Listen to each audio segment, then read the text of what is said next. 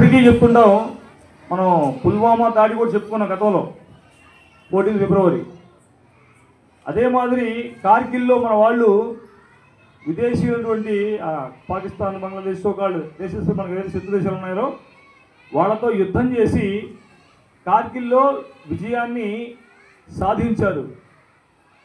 మరి వాళ్ళందరి యొక్క మరి ఎంతోమంది వాళ్ళు చేసినటువంటి బలిత్యాగాలకు గుర్తుగా గెలుపొందినటువంటి ఈ కార్గిల్ విజయ దివాస్ని జరుపుకోవడం, అందులో మన భాష విద్యా సంస్థలో జరుపుకోవడం, రాబోయే తరాలు మీరు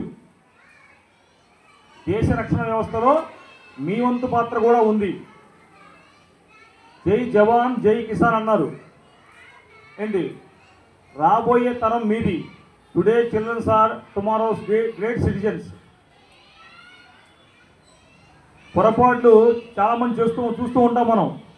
మన దేశంలో యుద్ధ వాతావరణం నెలకొన్న సందర్భంలో వెళ్ళేటువంటి ఆ యుద్ధ విమానాలు కావచ్చు, ఆ హెవీ ట్యాంకర్లు కావచ్చు, వెళ్తూ ఉండగా చాలామంది వీడియో తీసి వైరల్ చేస్తూ ఉంటారు. అలాంటివి చేయకూడదు. మన రక్షణ యంత్రాంగాన్ని, మంత్రాంగాన్ని బయట పెట్టుకోకూడదు.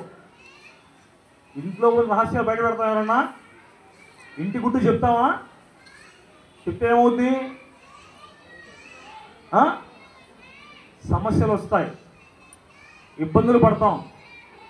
దేశ రక్షణ మరీ మరీ భారం అయిపోతుంది. కాబట్టి దేశాన్ని కాపాడే జవాన్ అతని యొక్క త్యాగాన్ని మరచిపోకుండా ఈ విజయ దివాస్ జరుపుకోవడం ఒక రకంగా ఆనందమే.